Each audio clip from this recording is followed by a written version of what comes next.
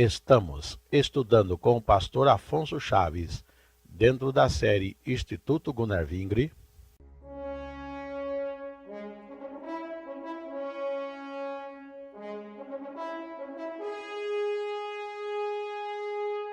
O livro do profeta Ezequiel.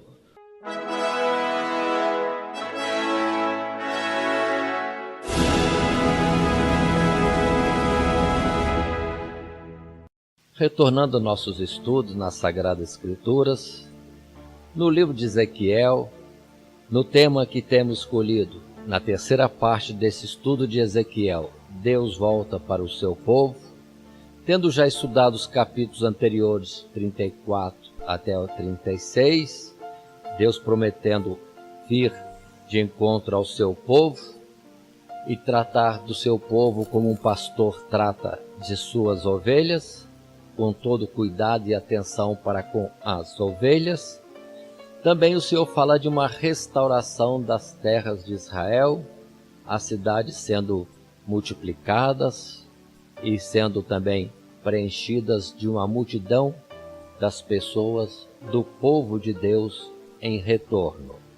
Chegamos assim ao capítulo 37, que é uma forma pela qual Deus fala também nesse mesmo tom, Deus voltando para o seu povo e restaurando totalmente o seu povo. Mas observe bem este capítulo 37, quando o Senhor fala, ou como o Senhor fala.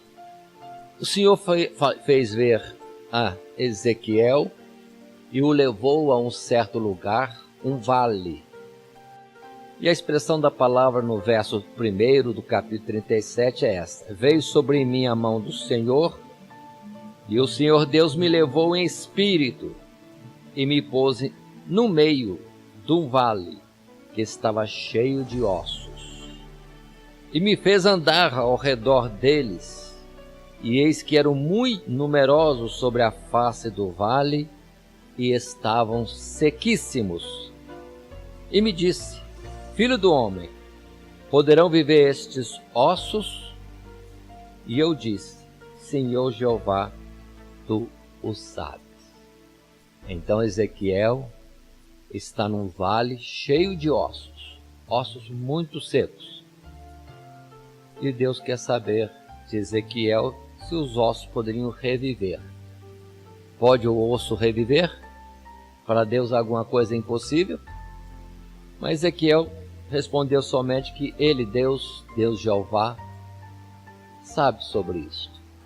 Verso 4, então, Deus diz para ele: profetiza ou proclame sobre estes ossos e dize-lhes: ossos secos, ouvi a voz do Senhor, ou a palavra do Senhor Deus.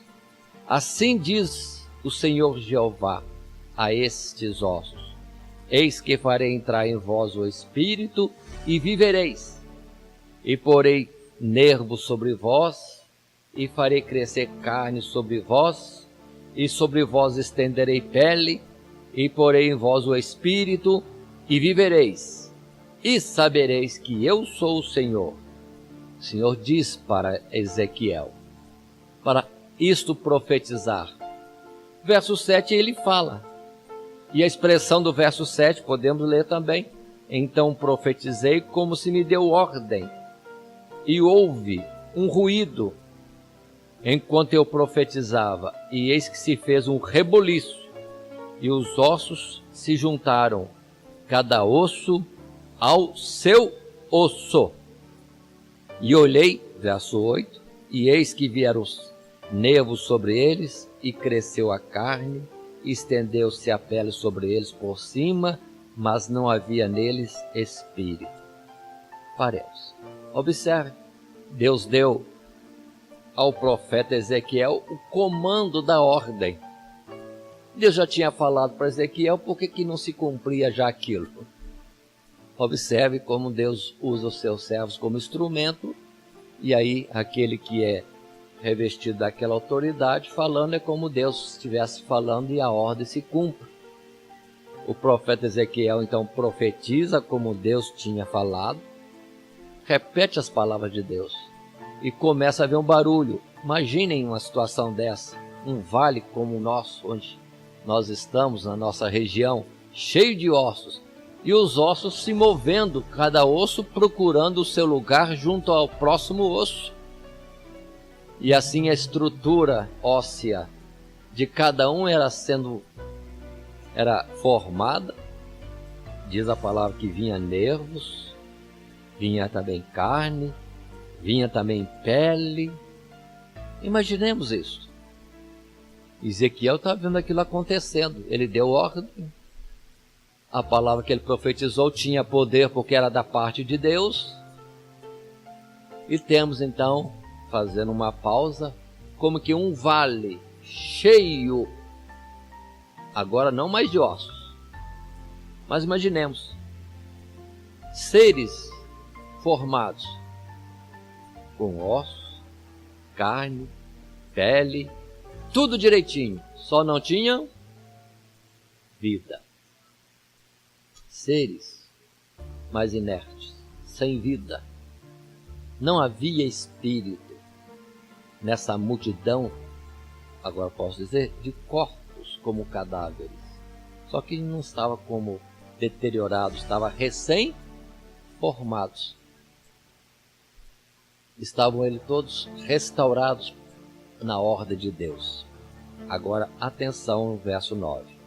Ele, Deus, me disse, conta Ezequiel, profetiza ao Espírito, profetiza ao Filho do Homem, e dize ao Espírito, assim diz o Senhor Jeová, vem dos quatro ventos, ó Espírito, e assopra sobre estes mortos, para que vivam. E profetizei como se me deu ordem. Então o Espírito entrou neles, e viveram, e se puseram em pé, um exército grande em extremo. Paremos. Aqui observe bem este aspecto. Muitos têm uma noção de que existe um espírito para cada pessoa que subiu para algum lugar, talvez foi para o céu, na morte de alguém. Mas não existe isso, irmãos. Não existe. Há um só Espírito, conforme Efésios capítulo 4. Por isso que a palavra diz aqui, e veio o Espírito. É o Espírito de Deus, Espírito de vida, que procede de Deus e entrou em todos os corpos. E todos os corpos reviveram pelo mesmo poder, pela mesma eficácia da presença do Espírito que é de Deus em todos eles. Atentem a isso. E se levantam seres inumeráveis, uma grande multidão, de pé e em vida. E o verso seguinte, verso 11, diz, então me disse, Deus disse para Ezequiel, filho do homem, estes ossos são toda a casa de Israel. Eis que dizem, os nossos ossos se secaram, e pereceu a nossa esperança. Nós estamos cortados. Portanto, profetiza e diz-lhes, assim diz o Senhor Jeová, eis que eu abrirei as vossas sepulturas, e vos farei sair das vossas sepulturas, ó povo meu, e vos trarei à terra de Israel. E sabereis que eu sou o Senhor, quando eu abrir as vossas sepulturas, e vos fizer sair das vossas sepulturas, ó povo meu, e porei em vós o meu espírito, e vivereis, e vos porei na vossa terra, e sabereis que eu, o Senhor, disse isso e o fiz, diz o Senhor Deus. Aí está, irmãos. Vamos entender o que está acontecendo. O povo de Israel foi destruído quase que totalmente, e o que sobrou está disperso pelo mundo, em especial no cativeiro da Caldeia. Acabou-se tudo? Acabou a nação de Israel? Acabou-se? A descendência está dizendo que não. Já no capítulo 36 ele disse que ia restaurar tudo, ia fazer o povo voltar para a sua terra. Os do cativeiro voltariam, E isso já aconteceu. É fato passado. Já é história. É coisa acontecida. Mas observe que Deus mostra que também Ele tem poder, até mesmo de fazer os mortos reviverem. Para cumprir a palavra dele de encher a terra de Israel física, Ele tem poder. Fazer o povo voltar do cativeiro ou ressuscitar. Na verdade, voltar do cativeiro já voltaram. E a terra se encheu de novo. E Jesus já veio até eles. E a história segue-se. Observe que aqui descreve a ressurreição geral e a ida para Israel. No verso 13, sabereis que eu sou o Senhor, quando eu abrir as vossas sepulturas e vos fizer sair das vossas sepulturas, ó povo meu. E lembremos da palavra que temos em Coríntios 15, que o último inimigo a ser vencido é justamente a morte. Quando a multidão dos que já foram recolhidos ao pó vão ouvir a voz do Filho de Deus e retornar à vida e à entrada nos lugares celestiais. O último inimigo a ser vencido é a morte.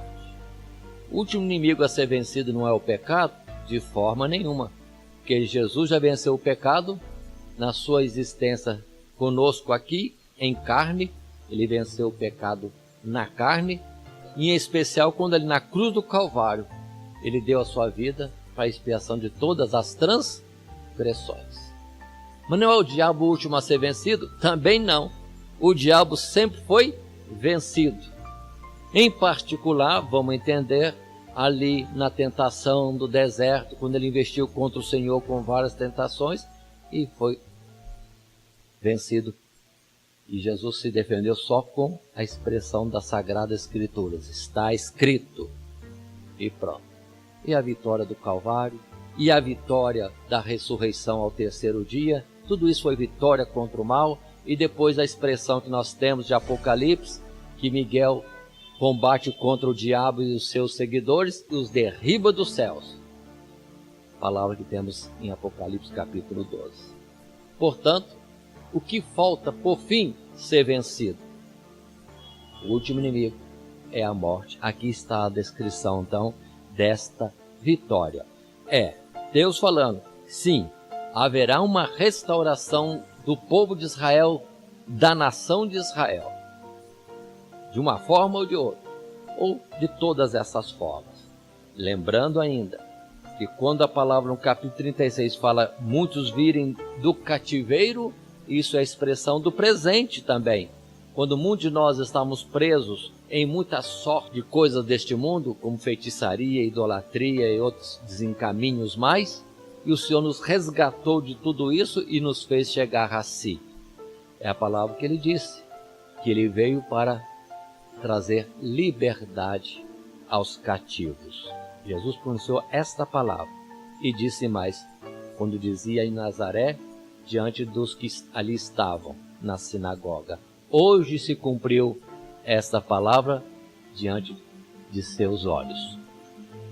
E considerando mais ainda, que no sentido espiritual, a palavra do capítulo 37 também vale. Porque como estávamos nós? Mortos, em pecados e ofensas. E o Senhor nos vivificou. Pela graça fomos salvos. Então, esta palavra do capítulo 37 tem repercussão em todos os sentidos. Mas é melhor projetar como que tudo isso que está acontecendo, mas vai continuar no tempo do fim, a ressurreição do último dia. Ainda assim, continua a palavra, mais à frente, no verso 15 e versos seguintes, mais uma ordem de Deus a Ezequiel, e Ezequiel encena mais alguma coisa que Deus lhe diz. Verso 16: Tu, pois, ó filho do homem, toma um pedaço de madeira e escreve nele por Judá e pelos filhos de Israel, seus companheiros. E toma outro pedaço de madeira e escreve nele por José, vara de Efraim, e por toda a casa de Israel, seus companheiros, e ajunta um ao outro, para que se unam e se tornem um só na sua mão. O que é que Deus está mandando Ezequiel fazer?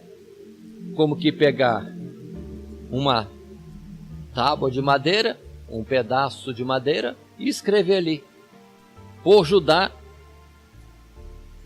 e seus companheiros. Outra tábua, escreve: por Efraim e seus companheiros. E juntam um ao outro.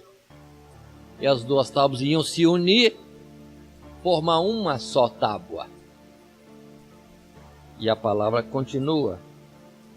Deus falando a Ezequiel, explicando. No verso 18. E quando te falarem os filhos do teu povo, dizendo: não nos declararás o que significam estas coisas? Verso 21, vem a explicação. Diz-lhes, pois, assim diz o Senhor Jeová: eis que eu tomarei os filhos de Israel de entre as nações para onde eles foram, e os congregarei de todas as partes, e os levarei à sua terra, e deles farei uma nação na terra, nos montes de Israel, e um será rei de todos eles, e nunca mais serão duas nações, nunca mais para o futuro se dividirão em dois reinos. Observe que o povo, por causa das transgressões, do desvio de Deus, que era para ser uma nação, se repartiram em duas. E isso levou-os à destruição em ato contínuo. Mas Deus diz que vai juntar o seu povo para ser um, e nunca mais vão se separar. Observe com a restauração do povo de Israel no passado ainda, com o Senhor fazendo voltar o povo do cativeiro, já não temos mais dois reinos. Não temos mais. Não existe mais dois reinos. Existe o povo de Israel. Na verdade, ainda não aparece o rei, porque isso vai se completar somente quando Jesus se apresenta. Aí sim, está no meio do seu povo o verdadeiro rei, descendência de Davi. Quando a palavra diz: um será rei, o meu servo Davi, não vão entender que é Davi que vai reinar. Davi está simbolizando ou sendo o tipo de Cristo Jesus. E agora hoje nós temos esta situação, porque aquele que é de Deus é um só povo e tem sobre si a liderança de um só, que é Cristo Jesus. Cumpre a palavra: haverá um só rebanho e um só pastor. Pelo que vamos dizer também, esta forma de vida cristã que temos aí, que estamos vivendo hoje, de uma multidão de gente dizendo cristãos, mas cada um contrário ao outro, não está dentro dessa palavra. Se dois estão brigados, se dois se falam um contra o outro, se dois estão neste modo de viver, estão contra essa palavra. Dos dois, um não é de Deus, ou mesmo os dois não são. E como estamos nós, divididos em muitas igrejas, e às vezes uns contra os outros. Deus não está nisso, de forma nenhuma. Muitas divisões. Enquanto em Cristo Jesus é para nós sermos um. Cada um vigia, nesse particular, porque o povo de Deus é em espírito e tem a liderança de Cristo Jesus. Não é este ministério, nem aquele outro ministério. Não é esta convenção, nem aquela convenção. Não é esta denominação religiosa, nem aquela. Como Paulo diz, Deus conhece os que são seus. Aí fica o mistério. E muitos vão estar sendo confundidos, porque baseiam na religiosidade e se aprovam a si mesmo dentro das religiões, sendo muitas vezes inimigos, injustos, em muitas coisas, contra outros que também estão se esforçando no cristianismo. Quem é o de Deus? Quem é de Deus? Então, tenha Jesus como seu líder. Continuando esta palavra, observem que é uma união para nunca mais se desfazer. Outra vez. começa no sentido da restauração da nação de Israel física, mas depois vai se transportando, transcendendo para o Israel espiritual da eternidade. Nunca mais haverá divisão. E o nosso Rei eterno é Cristo Jesus. Hoje, sem nós o vermos, mas naquele dia o veremos como Ele é. É a palavra de João na sua carta, no capítulo 3. Continuando um pouquinho mais. Verso 21, o Senhor ainda afirma: e dizes, pois, assim diz o Senhor Jeová, eis que eu tomarei os filhos de Israel de entre as nações por onde eles foram, e os congregarei de todas as partes, e os levarei à sua terra. Deles farei uma nação na terra, nos montes de Israel, e um será rei de todos eles, e nunca mais serão duas nações, nunca mais para o futuro se dividirão em dois reinos. Verso 24.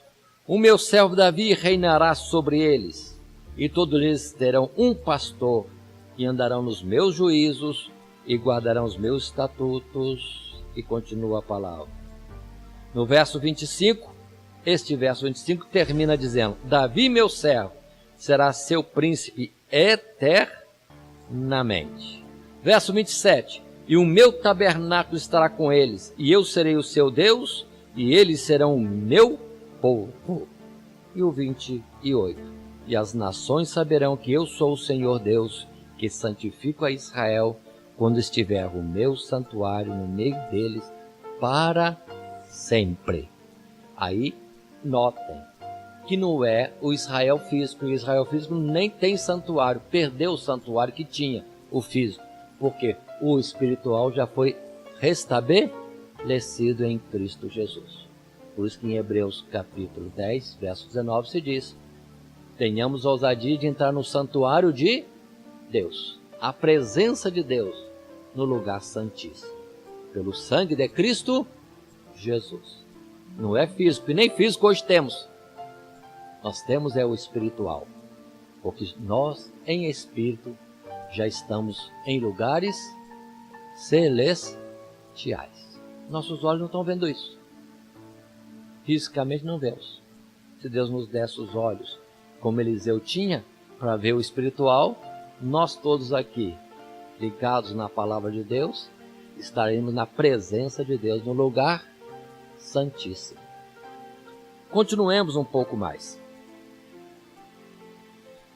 Dentro desta afirmação da restauração, ou primeiramente, da volta do Senhor Deus para o seu povo, e a reconstituição de tudo que nós estamos dizendo que projeta-se para o espiritual, o celestial, chegamos ao capítulo 38, que junto com o 39 vai mostrar um fato, um acontecimento final.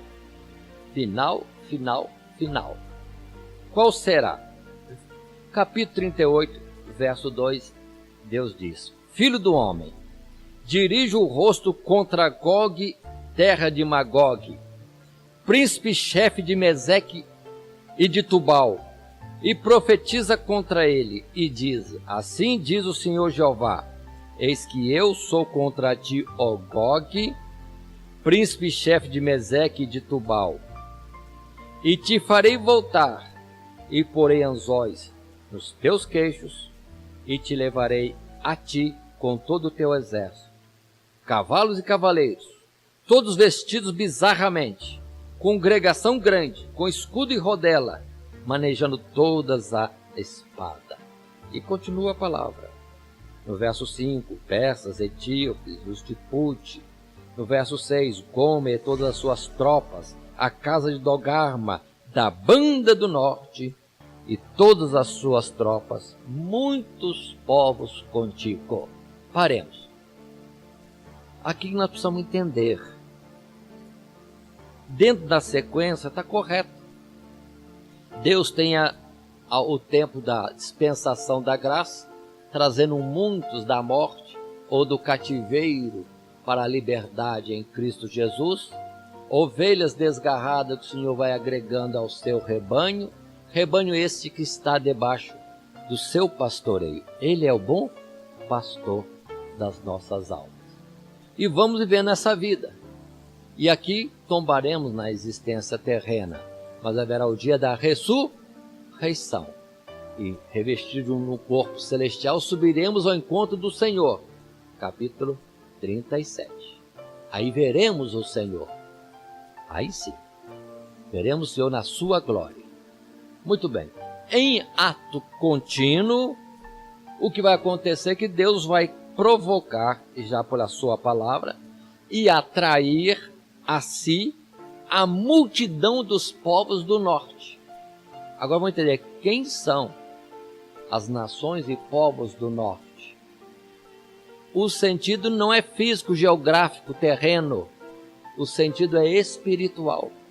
Precisamos retornar a Isaías, quando ali temos a explicação da palavra de Deus, que Satanás e todos aqueles que foram seus seguidores na rebelião do céu, eles escolheram morar nas bandas do norte.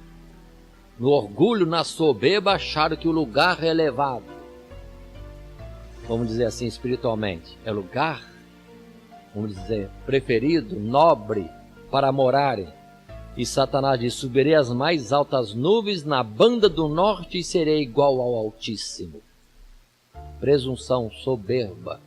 Enquanto Deus, sendo todo-poderoso, se analisarmos a Bíblia, Deus escolheu para ter sua residência para a banda do Oriente. Sentido: nascimento da luz.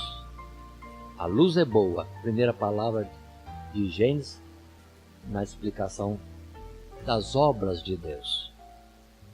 Norte, posição elevada, orgulho, soberba. Oriente, da luz, do conhecimento, da sabedoria. Observa as formas de escolha de lugares. Muito bem. E Deus vai fazer com que as nações do norte venham ao encontro da terra que eles deixaram.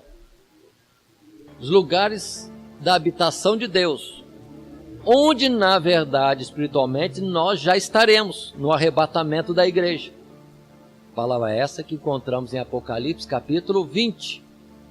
Mas continuemos um pouco mais. Por que fala Gog, Magog, Togarma, Meseque, Tubal? É forma figurada de Deus falar.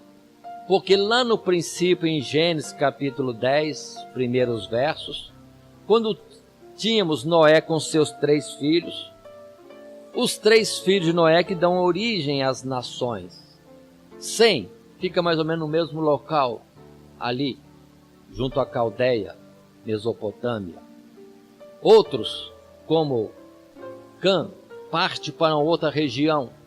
E Jafé, que é a multidão dos povos, porque é a descendência que mais cresce e mais prospera, vai para a banda do norte. Aí vem Gomer, Meseque, Togarma, Tubal e todos os demais. Mas Deus toma a figura daquilo que acontecia na face da terra, para nós entendermos. Na terra, estas nações, Gomer, Tubal, Meseque, escolheram o norte.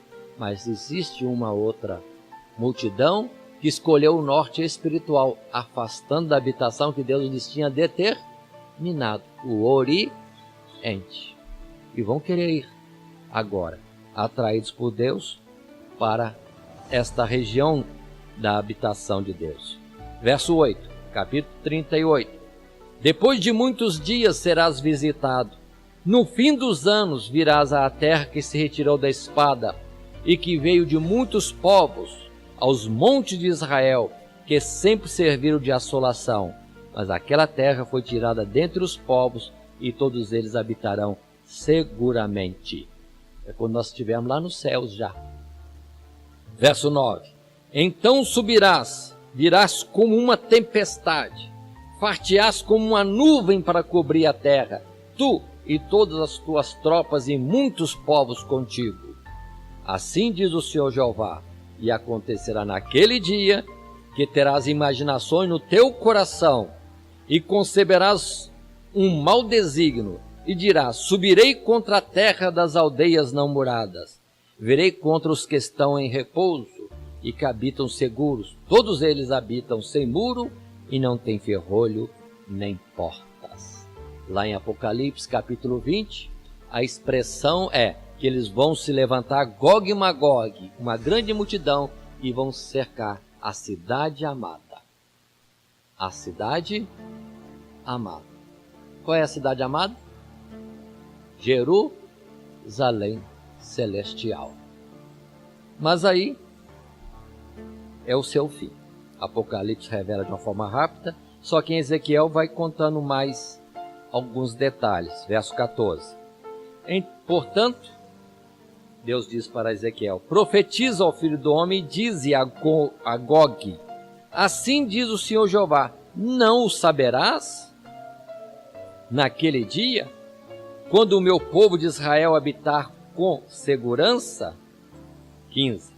Virás, pois, do teu lugar, das bandas do norte, tu e muitos povos contigo, montados todos a cavalo, grande ajuntamento e exército numeroso. E subirás contra o meu povo de Israel como uma nuvem, para cobrir a terra. No fim dos dias sucederá que hei de trazer-te contra a minha terra, para que as nações me conheçam a mim, quando eu me houver santificado em ti, ou nos teus olhos, ó Gog. Assim diz o Senhor Jeová, verso 17, não és tu aquele de quem eu disse nos dias antigos, pelo ministério de meus servos, os profetas de Israel, os quais naqueles dias profetizaram largos anos que te traria contra eles? Sucederá, porém, naquele dia, no dia em que vier Gog contra a terra de Israel, diz o Senhor Jeová, que a minha indignação subirá a meus narizes. Paremos um pouco. Quem lia isso aqui, até então, observando os acontecimentos na face da terra, um povo chamado Israel voltando à Palestina, reestruturando uma nação ali na Palestina, em Canaã, achava que era o cumprimento disso, o povo retornando à sua terra. Mas povo de Deus, irmãos, é aquele que tem o Espírito de Deus. Gosto de afirmar bem isso para nós entendermos. Abraão teria duas descendências. A descendência de Abraão seria como a areia da praia do mar, mas seria também como as estrelas do céu. Em Abraão nós temos duas descendências. A descendência carnal, que é da terra, que é pó, que é de baixo. Mas tem aqueles que são de cima, espiritual. Quem é a descendência de Abraão, que é como a areia? É a multidão daqueles que vivem na carne. O próprio Esaú, o próprio Ismael, os próprios medianitas e a multidão daqueles que, ainda que tivessem o nome das tribos de Israel, foram infiéis ao Senhor, eram carnais. Mas espiritual era Isaac. A descendência da promessa é em Isaac. É todos aqueles que creem em Cristo Jesus, que são então filhos de Abraão pela fé. É a multidão, descendência de Abraão, como as estrelas do céu. Duas descendências. Precisamos entender isso. Muito bem. Essa descendência que está na Palestina é carnal. É justamente filhos e a continuação de um Israel, descendência de Abraão, sim, não nego. Mas que não tem o Senhor Jesus como o seu Messias, o seu Salvador, o seu Rei. Continua na carne. Por isso que Paulo diz, nem todos de Israel são israelitas. E pensavam estudiosos que a União Soviética, que estava no norte, era o cumprimento dessa palavra, Gog e Magog, que desceria do norte para invadir as terras de Israel. Aí veria Jesus, estabeleceria um reino milenar na terra. Bom, graças a Deus que esta forma de ensinar já tem 25 anos aqui. A União Soviética chegou no Afeganistão, teve que recuar. A União Soviética caiu de si mesmo há 20 anos atrás. Até se comemora isso nesses dias. Cadê então o Gog e Magog? Não é terreno, Voltamos a afirmar, é o espiritual. Aí diz a palavra, em continuação, verso 21 do capítulo 38. Porque chamarei contra Gog a espada sobre todos os meus montes, diz o Senhor Jeová.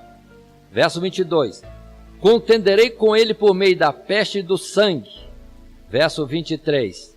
Assim eu me engrandecerei e me santificarei, me farei conhecer aos olhos de muitas nações e saberão que eu sou o Senhor Deus.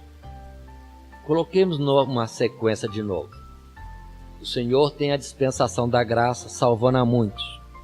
Por enquanto o reino de Deus está entre nós, na face da terra. Está presente, chamando a muitos para virem para o reino de Jesus.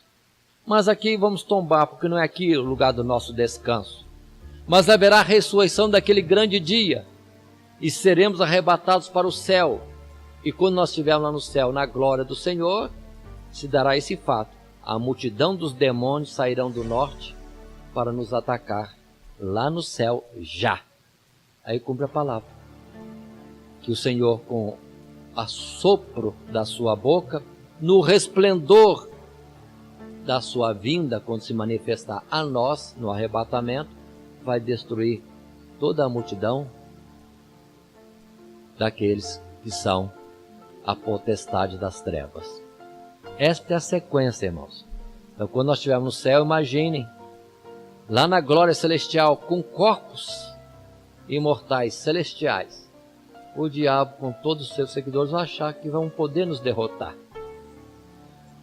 Já não derrotaram na terra quando nós estávamos em carne. Uma última investida, porque Deus assim quer, que todos eles venham a tombar nas terras que eles abandonaram. Terras que nós estaremos ocupando nos lugares celestiais. Esta palavra, conforme foi dito aqui, que Deus já está falando desde muito tempo. Sim, nós temos essa palavra falada em Isaías, temos essa palavra falada lá em Daniel, capítulo 11, que será nos montes de Israel, que o inimigo maior de Deus e nosso inimigo tombará, consumido por fogo que vai cair do céu. Esta é a expressão, Daniel, aqui em Ezequiel e depois Apocalipse capítulo 20, depois do verso 7. Continuemos mais um pouco, entrando no capítulo 39. O Senhor diz no verso 2: E te farei voltear, e te porei 6 anzóis, e te farei subir das bandas do norte, e te trarei aos montes de Israel.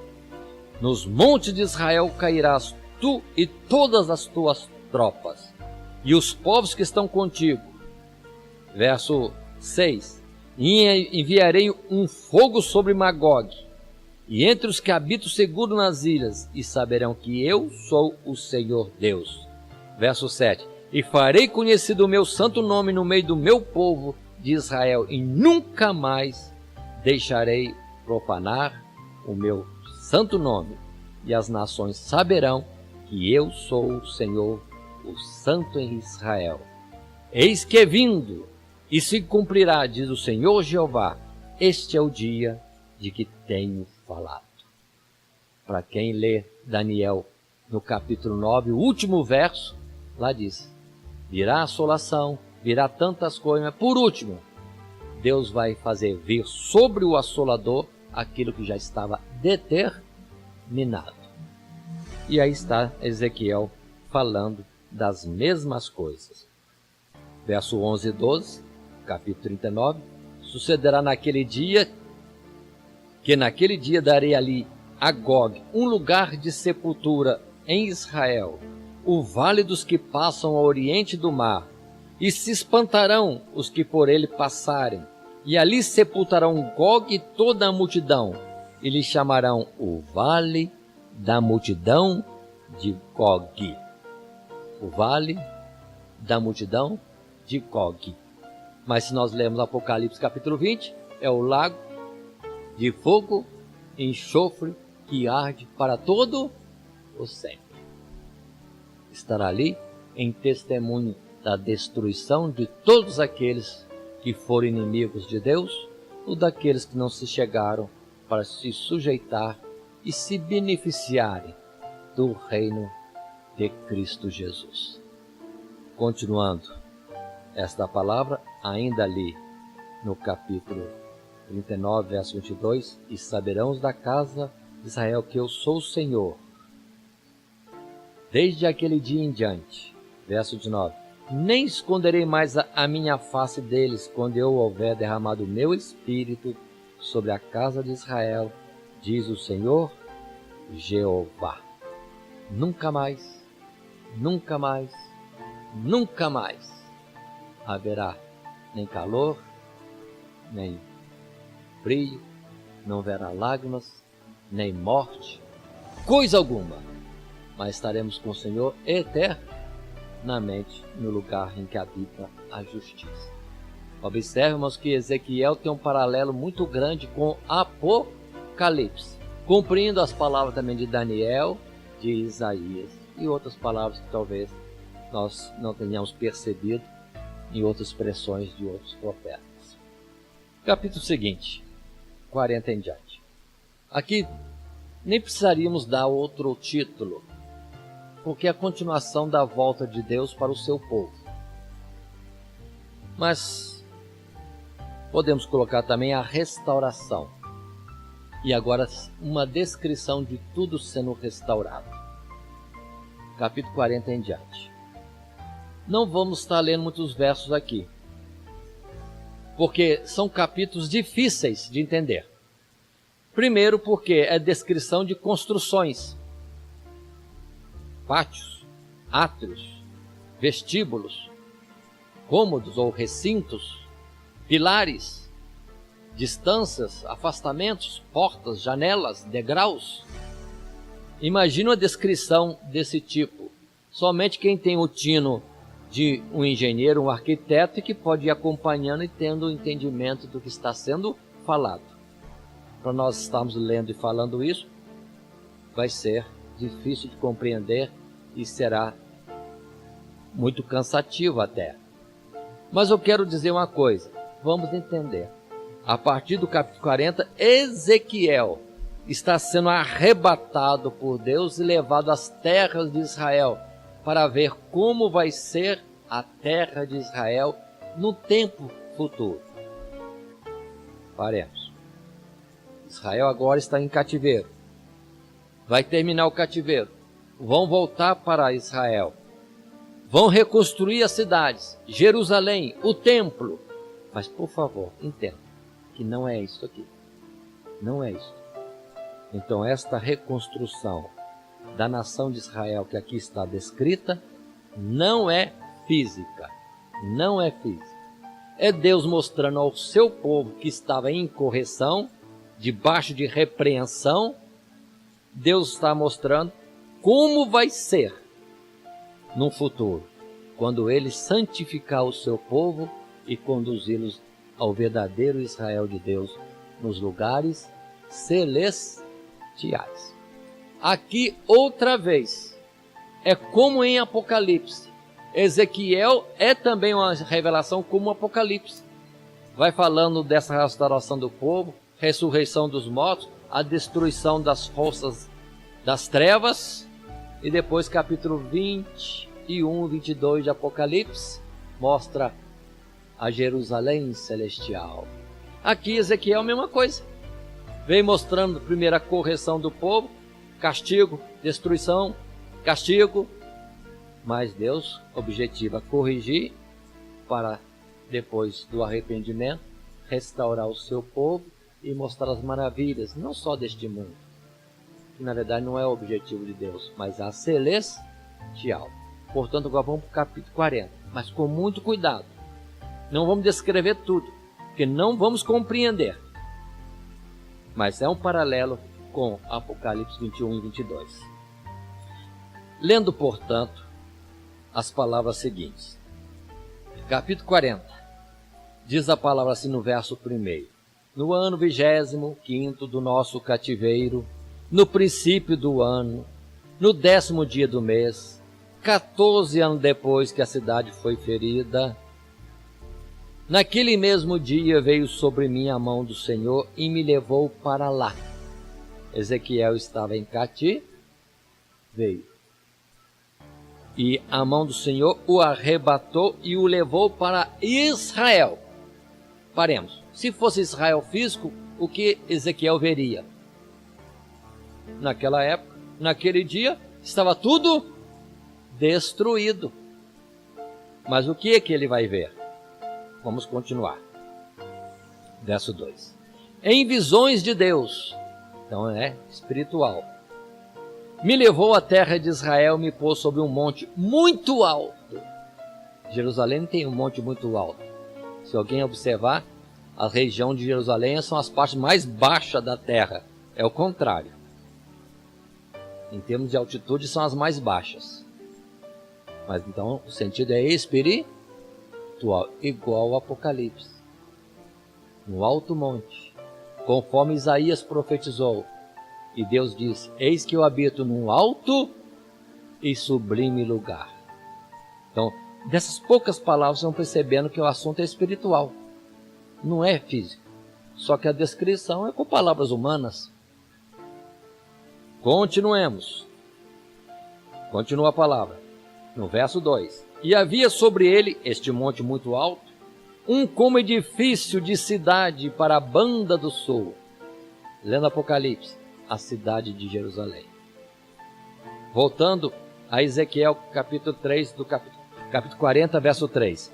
E havendo-me levado ali, eis que um homem cuja aparência era como a aparência de cobre, um anjo naturalmente, tendo um cordel de linho na mão e uma cana de medir, estava em pé na porta. E disse-me: filho do homem, vê com os teus olhos e ouve com os teus ouvidos, e põe no teu coração tudo quanto eu te fizer ver, porque para te mostrar foste tu aqui trazido. Anuncia, pois, à casa de Israel tudo quanto tu vires. Verso 5.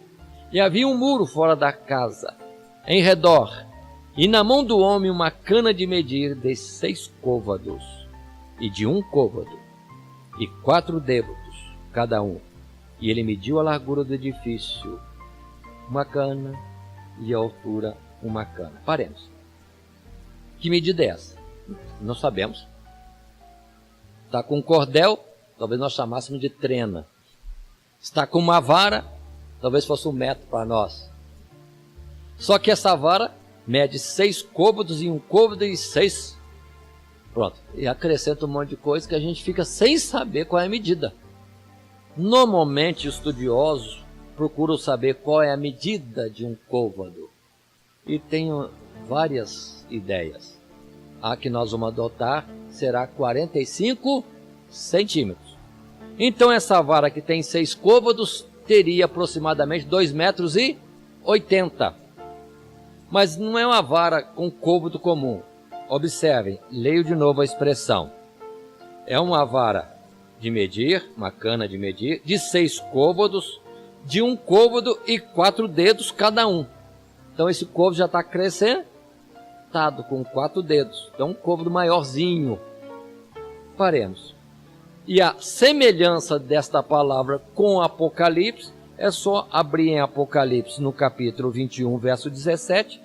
E lá no verso 17 de Apocalipse vamos ler assim. E mediu o seu muro de 144 côvados, conforme a medida de homem, que é de 1 anjo. Vocês entenderam? Qual é a medida do muro? É a medida de um homem, que é de 1 anjo. Pronto, fiquei no mesmo entendimento. Então não é medida nem de homem, é medida de anjo. E qual é a medida de anjo? Para quem se locomove nos lugares celestiais como relâmpago, qual o tamanho dessa medida? Não sei. Mas a coisa eu sei. São medidas precisas das coisas de Deus. A arquitetura de Deus é magnífica. Por isso que a palavra diz que nós vamos receber de Deus não uma casa como tenda, mas um edifício cujo arquiteto e construtor foi Deus. Não é casa feita por homens. Não é uma Jerusalém celeste, uma Jerusalém construída por anjos ou por homens. Não, é Deus quem fez. Nós vamos chegar, como Josué fez com o povo, vamos entrar nos lugares celestiais com tudo construído já para nós, tudo pronto. Vamos habitar nas terras que manam leite e mel. Cidades que não construímos, casa que não construímos, vinhas que não plantamos. É a figura, viu, irmãos? Porque lá no céu não sei se vai ter uva, não sei se vai ter outras coisas mais. É tudo figurado. E começa agora o anjo com a vara, com a trena, andando com Ezequiel de um lado para outro, de um átrio ou pátio para outro, passando pelos pilares, passando pelos vestíbulos, passando pelas acomodações, mostrando uma coisa e outra e medindo tudo. Quem vai ler isso aqui pode observar que não é fácil compreender tudo. Mas Deus quer mostrar para o Israel em cativeiro debaixo de correção que Deus tinha um projeto já em andamento. E eles estavam no cativeiro porque queriam, porque foram desobedientes. Se tivessem sido obedientes, já estavam desfrutando de muita coisa. Mas continua a palavra. Por exemplo, só exemplos. Verso 6. Então veio a porta que olhava para o caminho do Oriente. E pronto, vai medir coisas naquele caminho. Verso 7. E cada câmara tinha uma cana de comprido e uma cana de largo. Vamos parar aqui. Verso 8. Também mediu o vestíbulo da porta por dentro, uma cana, e segue. Então, verso 9, mediu o outro alpendre da porta.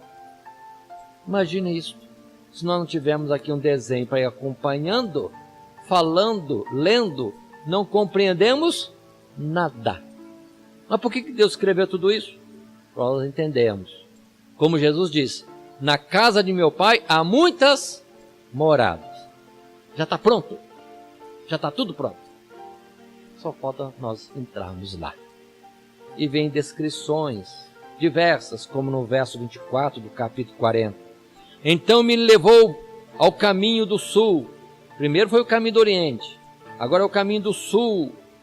E vai seguir algumas coisas aqui no caminho do sul. Não vou ler. Assim também Ezequiel é conduzido. Ora ao oriente, ora ao sul, ora ao norte, ora ao sul, norte, leste e oeste, oriente e ocidente. E lá está Ezequiel acompanhando o anjo e medindo tudo. Descrevendo quantos degraus, qual a altura do pilar, quantas janelas, como é construída as paredes, mais grossa embaixo, mais fina em cima. E tudo isso é narrado nessas palavras do capítulo 40 e capítulos seguintes. Verso 28, só para terem entendimento. Então me levou ao átrio interior pela porta do sul. Pronto, mais descrições. Verso 32. Depois me levou ao átrio interior para o caminho do oriente. Verso 44. E fora da porta interior estavam as câmaras dos cantores, no átrio de dentro, que estava da banda da porta do norte, e olhava para o caminho do sul, e segue-se. Verso 46. Mas a câmara que olha para o caminho do norte é para os sacerdotes que têm a guarda do altar.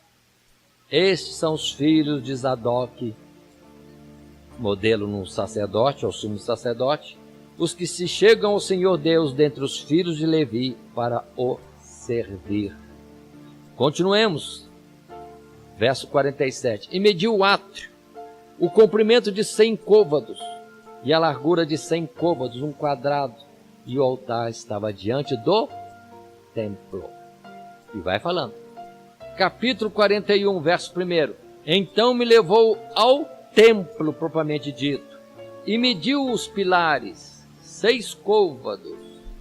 E vai seguindo. Verso 4 do capítulo 41.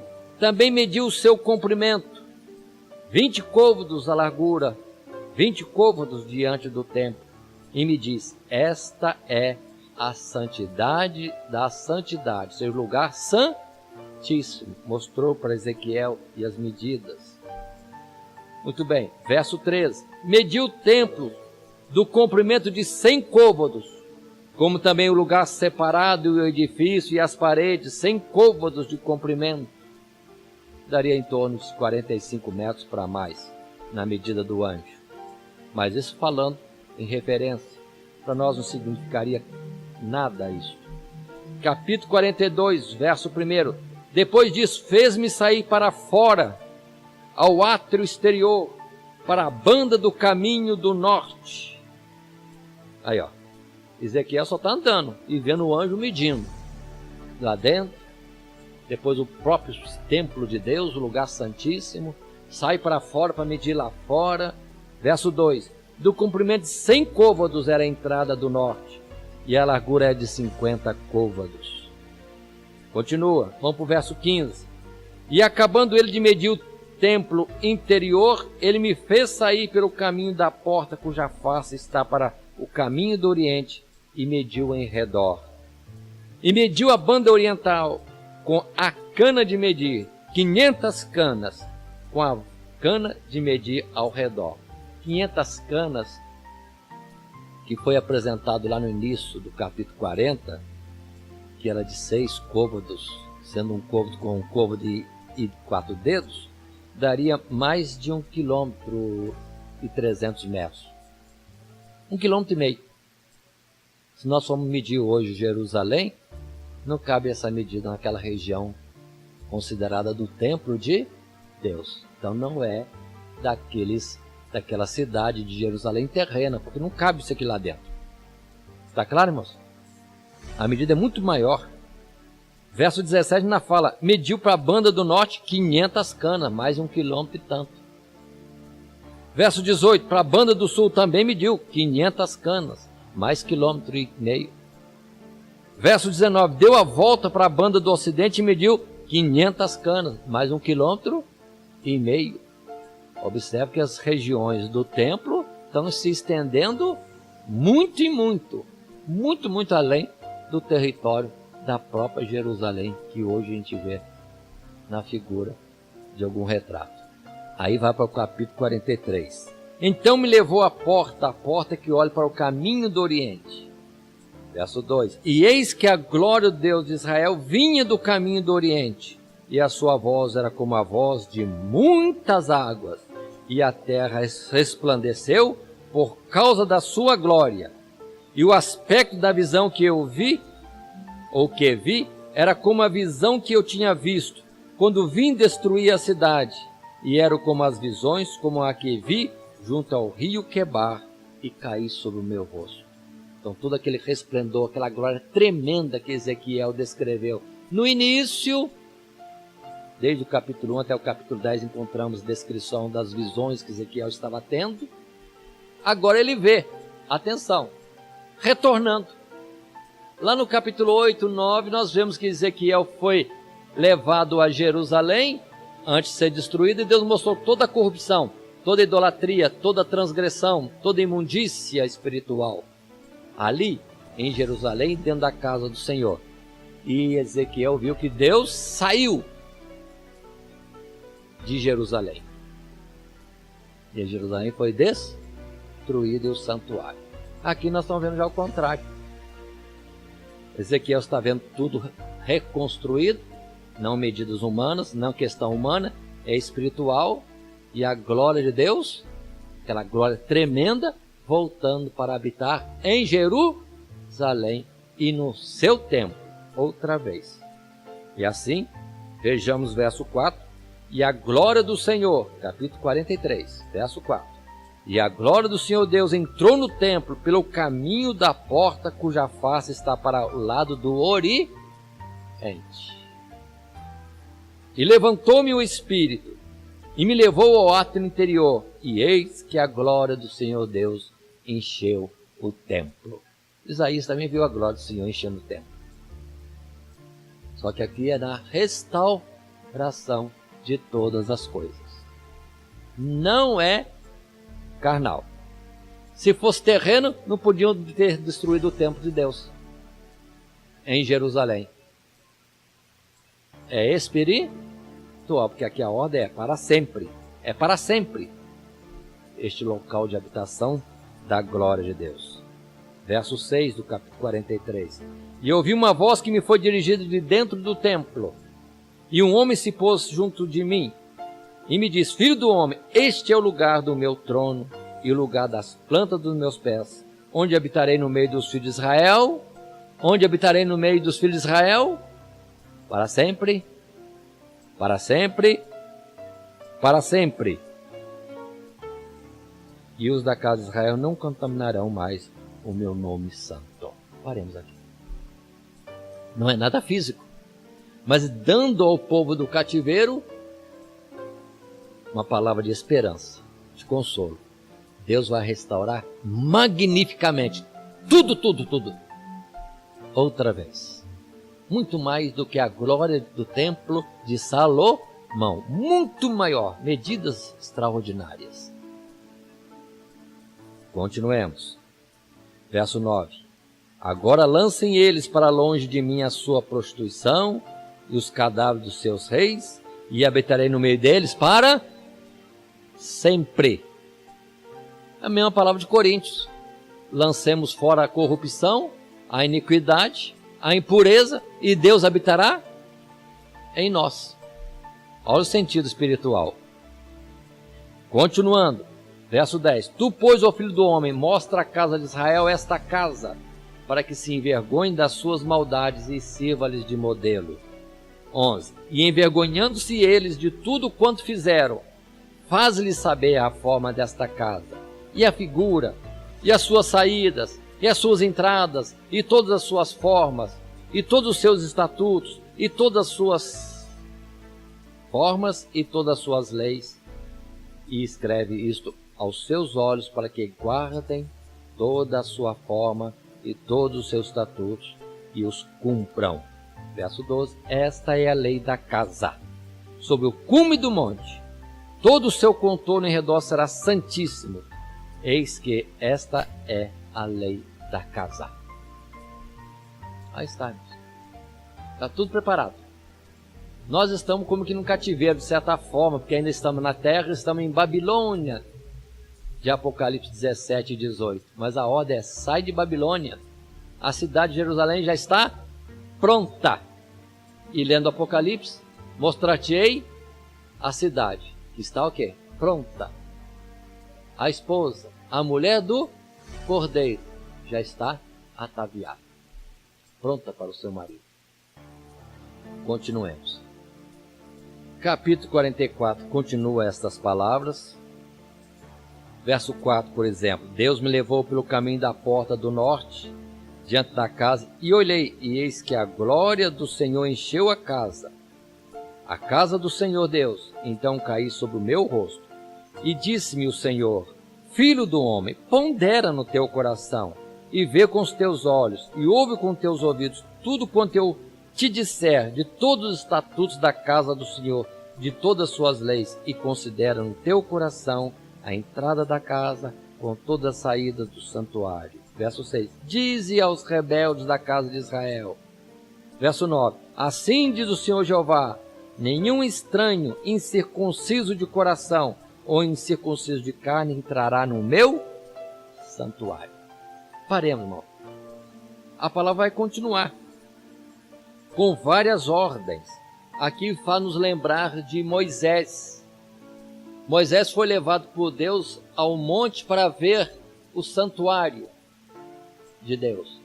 E Deus falou com Moisés: faz lá na terra conforme um modelo que te foi mostrado no monte. Aqui de novo, Ezequiel está vendo a glória celestial, os lugares celestiais, e dizendo: descreve para o povo como é a glória celestial e quais são as ordens desta casa.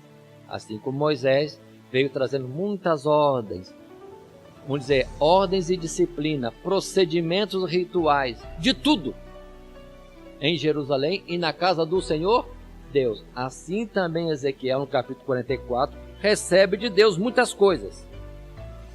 Aqui, por exemplo, no verso 17 em diante, vai falar como o sacerdote deve se comportar. Fala das suas vestiduras no verso 17. Verso 18 também fala da forma de vestir. Verso 19 fala como o povo vai estar entrando e saindo dos átrios. Verso 20 diz que não vão ter cabelo comprido nem cabelo raspado. Deverão tosquiar-se adequadamente. Verso 21. Nenhum sacerdote beberá vinho quando entrar no átrio interior. Aqui eu quero chamar a atenção para um povo que entendia da casa de Deus segundo a lei mosaica. O Senhor está descrevendo os céus, mas na visão de alguma coisa que eles pudessem entender. Aí vai falar das vestimentas, vai falar dos sacrifícios, vai falar do altar, vai falar das vestimentas em todos os detalhes que vai operar lá dentro ou aqui fora. Uma veste que trabalha no ritual, outra que se mistura no meio do povo. Tudo isso o Senhor vai falar.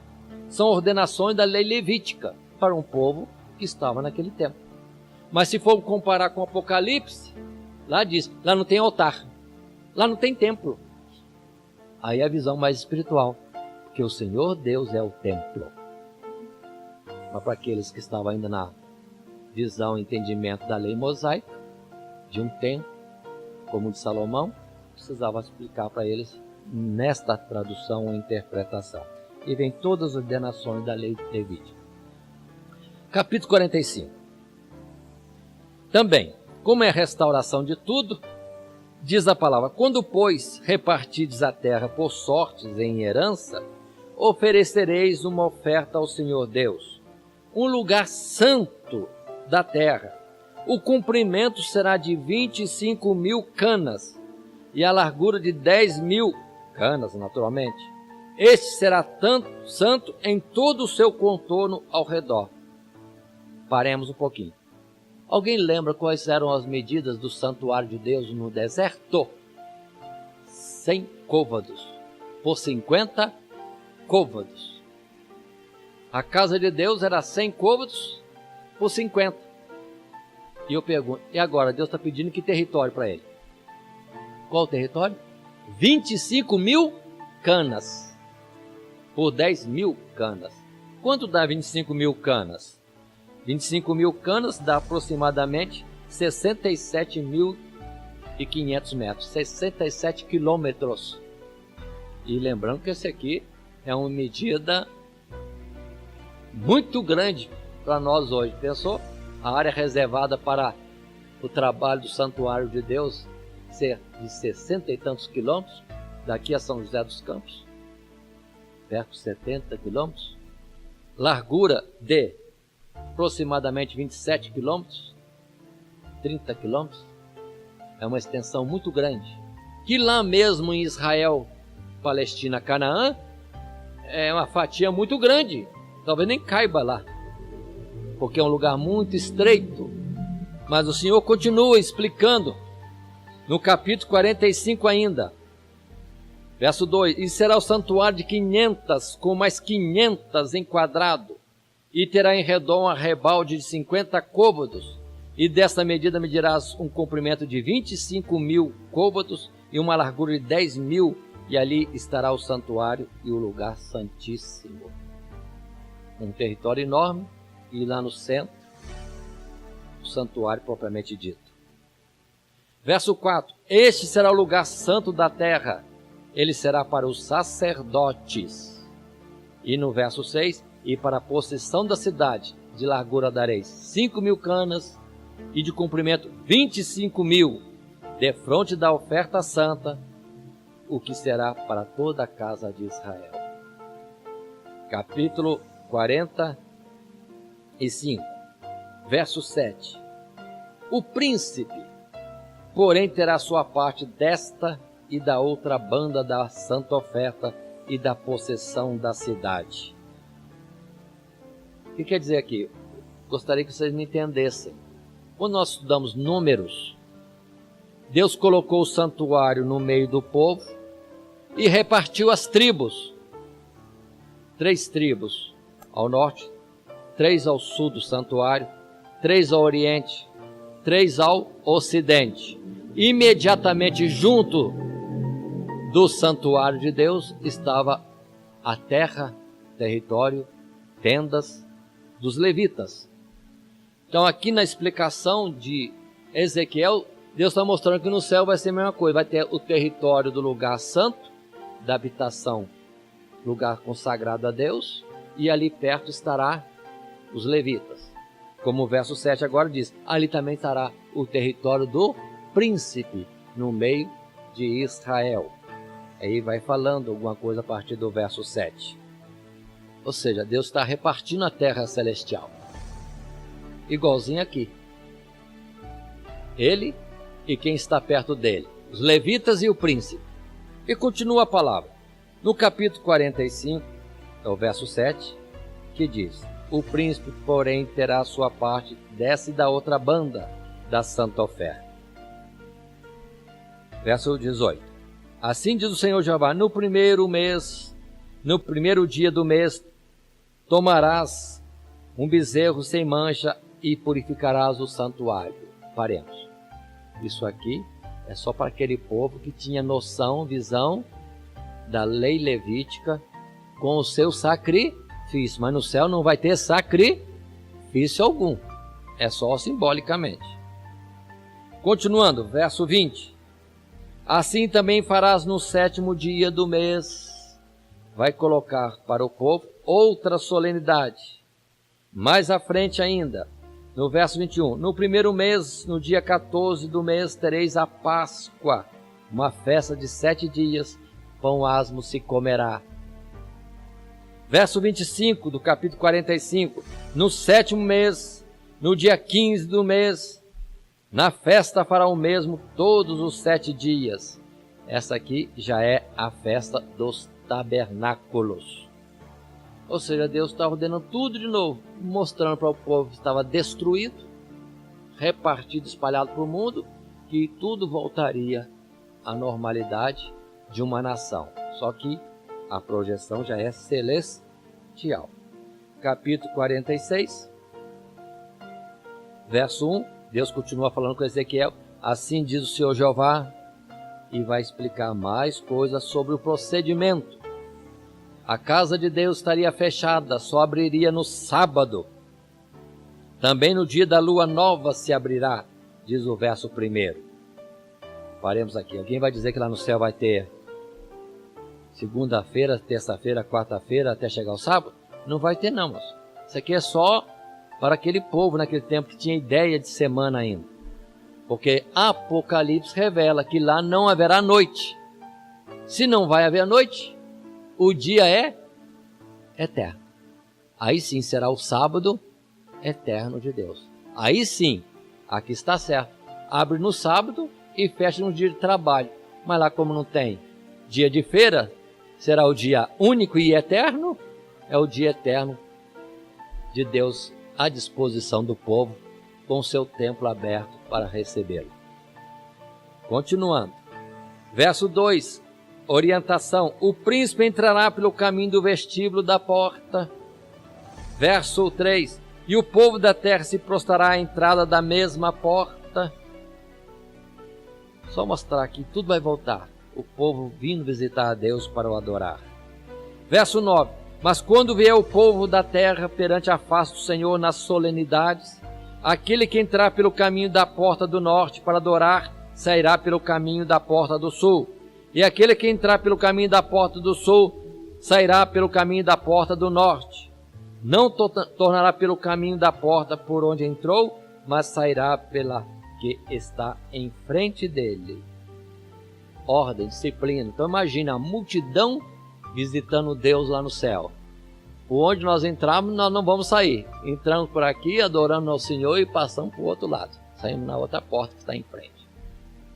Disciplina para encontrar e adorar o Senhor. Aí continua todo o capítulo 46 com instruções para os lugares celestiais. Mas quando chegar lá, irmãos, nós vamos ter isso aqui de novo explicado para nós, e nós vamos ter entendimento, porque estaremos lá com o corpo aperfeiçoado. A mente mais avançada em conhecimento e capacidade. Capítulo 47. Descrevendo o santuário de Deus nos céus, também Ezequiel foi chamado para sair fora da cidade. Diz assim: depois disso me fez voltar à entrada da casa, e eis que saíam umas águas de debaixo do umbral da casa para o oriente, porque a face da casa olhava para o oriente, e as águas vinham de debaixo, desde a banda direita da banda do sul do altar. E ele me tirou pelo caminho da porta do norte e me fez dar uma volta pelo caminho de fora até a porta exterior, pelo caminho que olha para o oriente. E eis que corriam umas águas desde a banda direita. Igual Apocalipse. O rio da água da vida que procede de Deus e do Cordeiro. Vem do seu altar, vem do seu trono, do seu lugar em Jerusalém celestial. Observe a visão como é espiritual. Muito bem, verso 3. E saiu aquele homem para o oriente, tendo na mão um cordel de medir, e mediu 1000 côvados, e me fez passar pelas águas que me davam pelos tornozelos. É um texto muito citado em muitas pregações e muitos estudos. Ezequiel é chamado para entrar dentro das águas que saíam do trono de Deus, que saíam do altar. E ele começou a entrar nas águas, mas eram muito poucas. Águas rasas, dava pelos tornozelos. Mas o anjo mediu mais 1000. Opa! A água já está mais profunda, já está dando pelos lombos. Mediu mais 1000. Não é água que se dê para atravessar. Eram águas profundas, diz o verso 5. Só deviam passar a nado. Mas na verdade, termina o verso 5 dizendo: ribeiro pelo qual não se podia passar. Isso quer mostrar que o rio da vida, que sai de Deus, é numa quantidade imensa, que não se atravessa a nado. Abundância de graça. Se é rio da vida, então o quê? Abundância de vida flui de Deus e no que podemos estar desfrutando. Continua a palavra dizendo, indo ao verso 9: e será que toda criatura vivente que vier por onde quer que entrar esses 2 ribeiros, viverá, e haverá muitíssimo peixe, porque lá chegarão essas águas e sararão, e viverá tudo por onde quer que entrar este ribeiro. Mas observe que espiritualmente Jesus já disse: quem tem sede, venha a mim e beba. E outra vez, quem crê em mim, rios de água viva fluirão do seu ventre, que saltam para a eternidade. Então, coisas de dimensão que nós não sabemos o que dizer. E lembremos que a pregação do Evangelho é como o quê? O correr das águas vivificadoras. Quem ouve a palavra do Evangelho, quem é atingido por essas águas, passa a ter vida. Esse é o sentido dessa multidão de água, do rio que mana de Deus. Verso 12. E junto do ribeiro, à sua margem, de uma de outra banda, subirá toda árvore, ou toda sorte de árvore que dá fruto para se comer. Não cairá sua folha, nem perecerá o seu fruto. Nos seus meses produzirá novos frutos, porque as suas águas saem do santuário, e o seu fruto servirá de alimento, e a sua folha de remédio. Igualzinho Apocalipse. Mesma coisa. Só que lá é chamado árvore da vida. E aqui está falando de árvore junto ao rio da vida. Se alguém disser que isso aqui é o milênio na Terra, por favor, vamos entender. Já foi falado lá atrás, já vimos várias vezes, que é o lugar onde Deus vai habitar eternamente. E para aqueles que entendem que o milênio é aqui na Terra, e que vai viver aqui um tempo de paz, de 1000 anos, e que isso aqui é o milênio, então está distorcido, porque ele sabe que o milênio terminará na Terra, enquanto que a palavra que temos aqui é para toda a eternidade. Já vimos lá atrás, é para sempre que Deus habitará neste lugar com o seu povo. Continuando, diz o verso 13: assim diz o Senhor Jeová, este será o termo conforme o qual tomareis a terra em herança, segundo as 12 tribos de Israel. José terá 2 partes. Lembrando que José, a tribo de José era Manassés e Efraim. Verso 14: e vós a herdareis, tanto um como o outro, pois sobre ela levantei a mão para a dar a vossos pais, assim que essa mesma terra vos cairá a vós em herança. Paremos um pouco. Deus está falando no capítulo 47 que haverá o rio da água da vida, haverá árvore ou árvores da vida, mas também a terra será repartida por todas as tribos. Verso 15: e este será o termo da terra da banda do norte. E Deus começa a falar, a banda do norte tem o seu limite. E descreve. Nós não entendemos estas palavras, ainda mais que é espiritual também. No verso 18: e o termo do oriente será o Jordão. Verso 19: e o termo do sul. Aí explica o termo do sul, figuradamente, que o assunto é espiritual. Verso 20: e o termo do ocidente será o grande mar, ou o mar grande, que fisicamente, em simbologia, era o Mediterrâneo, que era o limite da terra do povo de Deus. Verso 21: repartireis, pois, esta terra entre vós, segundo as tribos de Israel. Capítulo 48, Deus ainda fala da distribuição da terra, da glória celestial, tal igual ao Apocalipse, só que aqui dando mais detalhes. Vejamos, por exemplo, verso 1: estes são os nomes das tribos desde a parte externa do norte, e terão a banda do oriente e do ocidente, Dan, uma porção, a partir do extremo norte. Quando nós estudamos na geografia bíblica sobre as terras de Israel, repartidas pelas tribos, é uma coisa um pouco desordenada, um território dentro do outro território. No mapa nós podemos ver. Mas aqui em Ezequiel capítulo 48, ao falar da terra de Israel, que seria como que um lugar retangular, uma terra estreita retangular, que era pequena e é pequena até hoje, o Senhor começa a falar que a distribuição da terra será de uma forma equitativa. Todos vão receber a mesma porção de terra. Não haverá tribo recebendo mais, nem tribo recebendo menos. Nenhuma com território dentro da outra. Mas será como? Deus fala, a partir do norte, no extremo norte de Israel, a tribo de Dan teria uma porção de terra desde o ocidente, o grande mar, até o oriente, até o Jordão.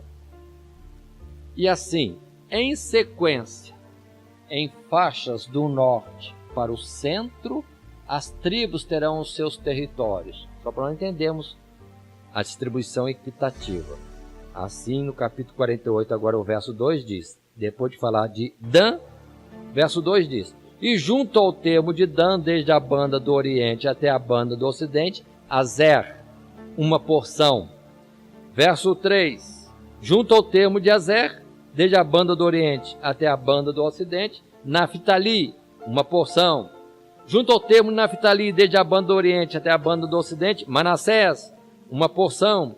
E junto ao termo de Manassés, desde a banda do oriente até a banda do ocidente, Efraim, uma porção. Verso 6, e junto ao termo de Efraim, desde a banda do oriente e a banda do ocidente, Ruben, uma porção.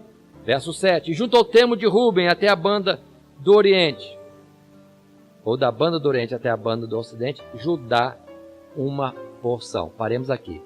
Observe que Judá está mais no centro.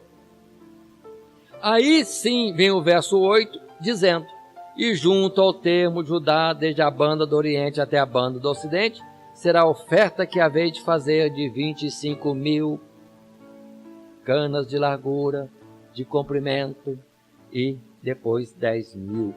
O santuário, a terra de Deus, 25.000 por 10.000 canas. Aquelas medidas que nós já falamos. Então observe que o território consagrado a Deus é no centro, junto com a tribo de Judá, que é a tribo líder. A tribo da qual não se afasta o cetro, o governo de Deus, mais próxima de Deus. Mas observe que na terra de Deus habita Levi, os que assistem no santuário. Continuando a palavra, aí no capítulo 48, avançando, verso 20, toda a oferta será de 25.000 canas, com mais 25.000 em quadrado, ofereis a santa oferta com a possessão da cidade. Observe que as medidas são repetidas, que a gente não sabe se é a mesma ou se são acrescentadas. Aí o território aumenta muito mais, que lá na Palestina não comporta, de jeito nenhum. Continuando, ao verso 23, e quanto ao resto das tribos, desde a banda do Oriente até a banda do Ocidente, Benjamim, uma porção, e junto ao termo de Benjamim, segue Simeão, na sequência fala de Issacar, ou da porção de Issacar, no verso 26 fala da porção de Zebulon, depois no verso 27 fala da porção de Gade, e depois fala da porção de, e junto ao termo de Gade, da banda do sul, termo de Tamar, até as águas da contenda, o limite sul do território aqui descrito. Aí está, irmãos, Deus falando dos lugares celestiais. É só para entendermos, não precisamos guardar tudo isso. O importante é saber que nós temos um lugar já preparado para nós. Tudo com descrição aqui. Se alguém olhar com olhos espirituais, procurar ouvir com ouvidos espirituais, vai entender que o lugar que Deus reservou para nós é de uma largueza que não se pode medir. Será os termos da nossa habitação nos lugares celestiais. Todos nós, tendo Deus no centro, Ele será o centro do lugar da nossa habitação. Ele continuará a habitar no meio do seu povo, tal qual no deserto. Ele com a sua tenda, seu lugar de morada, e nós repartidos em redor. Continua a palavra ainda, falando muitas coisas difíceis de entender. Mas no capítulo 48, verso 31, a semelhança de Apocalipse se diz: e as portas da cidade serão conforme os tribos de Israel, 3 portas para o norte, a porta de Ruben, uma, a porta de Judá e a outra porta de Levi. Observem, igualzinho Apocalipse, verso 32, e da banda do Oriente 4.500 medidas e 3 portas, a saber, a porta de José uma, a porta de Benjamim outra e a porta de Dan outra. E da banda do sul, diz o verso 23, 4.500 medidas e 3 portas, a porta de Simeão uma, e a porta de Issacar outra, e a porta de Zebulon outra. Verso 34, e a banda do ocidente, 4.500 medidas, e as suas 3 portas, a porta de Gade uma, e a porta de Azer outra, e a porta de Naphtali outra. 18.000 medidas em redor, e o nome da cidade desde aquele dia será: o Senhor está ali. E isso para sempre. Aí estamos, o livro de Ezequiel. Começa apresentando transgressão do povo, a correção dura de Deus para o gravíssimo pecado de Israel, mas dizendo que a obra dele, a sua salvação, não está perdida, permanece, dura para sempre. Todo aquele que for chamado verá esta terra. Aí naquele dia veremos com nossos olhos que o Senhor, de fato, é o nosso Deus. Quando nós estivermos desfrutando da largueza das extensões celestiais. Qual o tamanho que será o céu?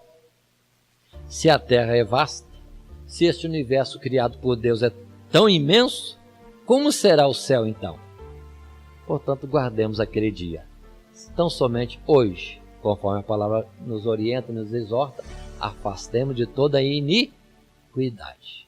Santifiquemos, porque o lugar da habitação de Deus é santo e lá não entra iniquidade ou transgressor algum. Mas A palavra de João, capítulo 3, é essa mesmo. Quem tem nele essa esperança, purifique-se a si mesmo, como ele é puro, como ele é santo. Que Deus nos abençoe em Cristo Jesus. Amém.